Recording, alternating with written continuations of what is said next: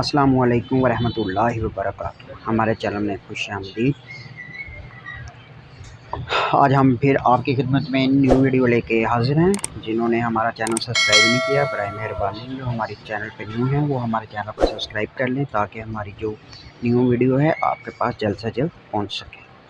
चलें डी की कतरे के बारे में हम बोलते हैं, इसे यूज़ करने के बता देते हैं और ये किस लिए होता है वो बताते हैं। पहले नंबर पे तो ये कतरे हैं, इसे अपनी उन बच्चों को दे सकते हैं जो 4 माह के बाद दंदियाँ निकालते हैं। दंदियाँ मतलब हंसते नहीं, वैसे दंदियाँ मतलब दांत निकालते हैं, छोटे छोटे से प्यारे से दांत निकालते हैं।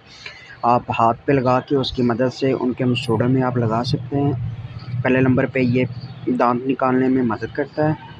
दूसरे नंबर पे ये दर्द नहीं करते, दांत निकालते हुए बच्चे अक्सर तकलीफ़ में होते हैं, वो नहीं करते। इसके 2 फ़ायदे हो गए। तीसरे नंबर पे बच्चे को किसी किस्म का साइड इफ़ेक्ट भी नहीं होता, बिल्कुल क्लियर है। ठीक है, आप दिन में 2 या 3 बार इसे कतरे को लें, अपनी शहादत वाली उंगली बोल लें, उस पे लगा के बच्चों के नसूड़ों पे, या इसमें गालबन वो होती है छोटी सी पर्ची, उस पे इसकी डिटेल लिखी है, इसका साइड इफ़ेक्ट नहीं है, तो मुनासिब है यही आप बच्चे को दे दें।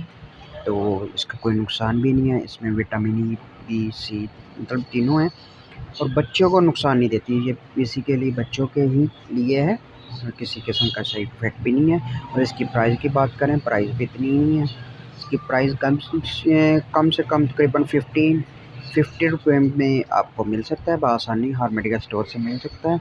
और इसके अलावा अक्सर लोग वो बच्चों को छोटी छोटी वो पुड़िया सी होती है वो देते हैं दांतों के लिए, लेकिन उससे ये अच्छा है क्यों, ये खुद यूज़ किया है, इसके लिए आपकी खिदमत में हाजिर किया है। इसलिए अगर हमारी वीडियो अच्छी लगी तो चैनल को सब्सक्राइब तो बनता है या नहीं बनता।